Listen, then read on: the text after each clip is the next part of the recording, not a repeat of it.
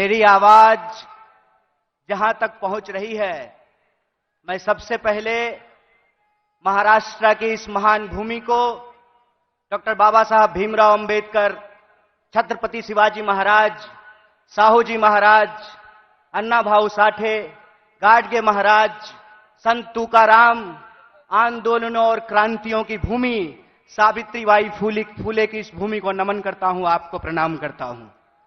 साथियों, बिना किसी औपचारिकता के मैं सम्मानित मंच का अभिनंदन करते हुए आप तमाम भारतीय राष्ट्रीय कांग्रेस के एक एक कार्यकर्ताओं का, समर्थकों का, मतदाताओं का, देश के कोने कोने में किसी भी माध्यम से इस कार्यक्रम से जुड़े हुए कांग्रेस परिवार के एक एक सदस्य को पार्टी की स्थापना दिवस के मौके पर हार्दिक बधाई देता हूं, आपका हार्दिक अभिनंदन करता हूं।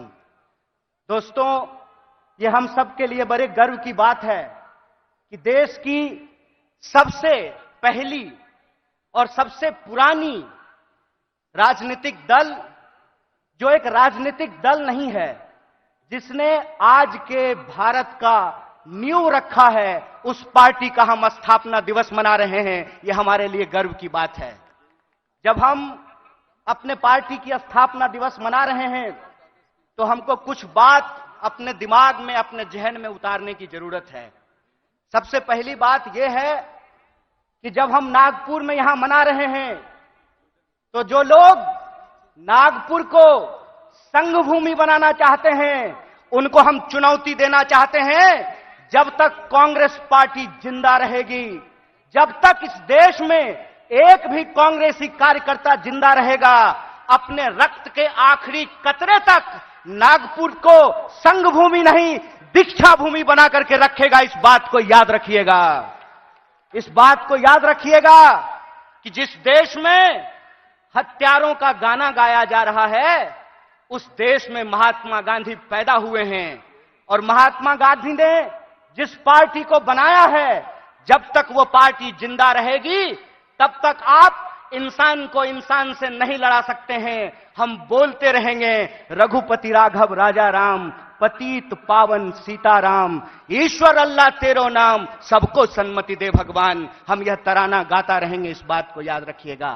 और जब आज हम पूरे देश को यह संदेश देना चाहते हैं भारतीय राष्ट्रीय कांग्रेस की तरफ से कि हैं तैयार हम, तो किस बात के लिए तैयार हैं हम तैयार हैं इस देश के संविधान की रक्षा करने के लिए। आप तैयार हैं कि नहीं हैं? इतनी जोर से आवाज लगाइए कि यह आवाज नागपुर से दिल्ली तक पहुंचनी चाहिए। आप तैयार हैं कि नहीं हैं? हम तैयार हैं इस देश की जमहूरियत को बचाए रखने के लिए। हम तैयार हैं इस देश में कमर तोड़ महंगाई को समाप्त करने के लिए। हम तैयार हैं इस देश के नौजवानों को रोजगार मुहैया कराने के लिए। हम तैयार हैं महिलाओं के ऊपर होने वाले अत्याचार को समाप्त करने के लिए। हम तैयार हैं आजाद देश में आजादी की रक्षा के लिए। हम तैयार हैं, यह हमारा संकल्प है। और जब हम इस संकल्प को दोहरा रहे हैं तो एक चुनौती भी हम लोगों को समझना पड़ेगा भाइयों। चुनौती यह है कि आप में से बहुत सारे लोगों को एक अनुभव हुआ होगा कि जब आप किसी पॉकेटमार को ट्रेन में पॉकेटमारी करते हुए पकड़ लेंगे तो पॉकेटमार इतना चालाक होता है कि वही जोर से चोर चोर चिल्लाना शुरू कर देता है। बोलिए, होता है कि नहीं होता है? आज हमारे साथ इस देश की सबसे पुरानी पार्टी, इस देश को आजादी दिलाने वाली पार्टी, महात्मा गांधी की पार्टी, पंडित जवाहरलाल नेहरू, सुभाष चंद्र बोस, मौलाना अबुल कलाम आजाद, सरदार वल्लभ भाई पटेल, एनी बेसेंट, सरोजिनी नायडू की पार्टी के साथ भी यही हो रहा है कि हमने चोर को चोरी करते हुए फिर से पकड़ लिया है। हमने इनको अंग्रेजों के साथ चाय पर चर्चा करते हुए देखा था, तो जो चाय बेचने की बात करते थे, हमने उनको देश बेचते हुए रंगे हाथ पकड़ लिया है। और जब हमने उनको देश को रंगे हाथ बेचते हुए पकड़ लिया है, तो पॉकेटमार को जब पकड़ लीजिएगा तो वो चोर चोर चिल्लाने लगेगा। वो कहते हैं कि कांग्रेस इस देश में भ्रष्टाचार लेकर के आई। एक सवाल हम पूछना चाहते हैं आज आप कांग्रेस के नेताओं के घर पे ईडी भेजते हैं। परसों जया शाह के पिताजी से वही कांग्रेस का नेता अगर फोन पे सेटिंग कर ले तो वो ईडी जो है अपना रास्ता कैसे भूल जाती है, वो पता कैसे भूल जाती है। इसका मतलब यह है कि जो पार्टी देश की पार्टी है, उस पार्टी को देश के आम लोगों के नजर में बदनाम किया गया है।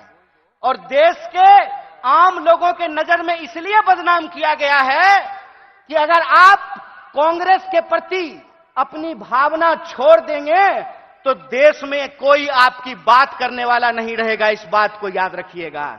इसीलिए इस मंच से मैं आप तमाम लोगों से एक बात की अपील करना चाहता हूं कि हे कांग्रेस के कार्यकर्ताओं, जब आप चाय की दुकान पर बैठते हैं, जब आप ट्रेन से यात्रा करते हैं, जब आप बसों में चलते हैं, जब आप खेतों में चर्चा करते हैं, दफ्तरों में चर्चा करते हैं, तो एक बात को याद रखिएगा, एक बात को याद रखिएगा कि सामने वाला जब आपको जलील करता है ना, तो वो आपको जलील करने से पहले अपने मां बाप को जलील कर रहा होता है, अपने पूर्वजों को जलील कर रहा होता है। क्योंकि कांग्रेस पार्टी इस देश का इतिहास है, वर्तमान है और इस देश की आम आवाम का भविष्य है। यह बात हमको समझना पड़ेगा। हमको समझना पड़ेगा कि कांग्रेस पार्टी अंग्रेजों से लड़ करके इस देश को आजादी दिलाई। आजाद भारत में पहली बार ऐसा हुआ कि दलितों को और ब्राह्मणों को बराबरी का वोट का अधिकार मिला। आजाद भारत में पहली बार ऐसा हुआ कि महिलाओं और पुरुषों को बराबरी का वोट का अधिकार मिला। आजाद भारत में पहली बार ऐसा हुआ कि राजे राजवाड़ा का वोट भी एक और नाली में उतर करके गटर साफ करने वाले का भी वोट एक, ऐसा भारतीय राष्ट्रीय कांग्रेस स्थापित करके आई। मैं कहता हूं कि जिस पंडित जवाहरलाल नेहरू को लोग आज संसद में खड़ा होकर के गालियां देते हैं, याद रखना मेरे दोस्त, अगर पंडित जवाहरलाल नेहरू नहीं होते तो झूठ ही सही तुम ये बात आज बोल नहीं पाते कि एक चाय बेचने वाला भी देश का प्रधानमंत्री बन सकता है। कांग्रेस का इतिहास ये है कि हम इस देश की आम आवाम के लिए लड़े थे, लड़े हैं और लड़ेंगे। इसीलिए माननीय मल्लिकार्जुन खड़गे साहब अपने 50 साल के राजनीतिक इतिहास में एक कांग्रेस के आम कार्यकर्ता से भारतीय राष्ट्रीय कांग्रेस के राष्ट्रीय अध्यक्ष बने हैं।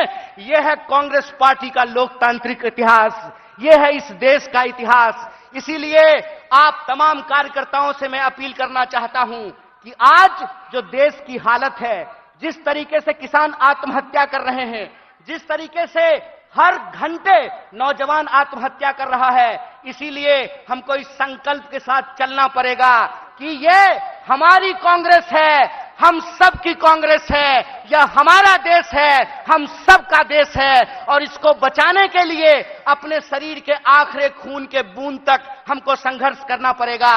तो आप बताइए, चुनावी हार जीत अपनी जगह पे है, देश बचाने के लिए, संविधान बचाने के लिए, सबको शिक्षा के लिए, सबको काम के लिए आप तैयार हैं कि नहीं हैं?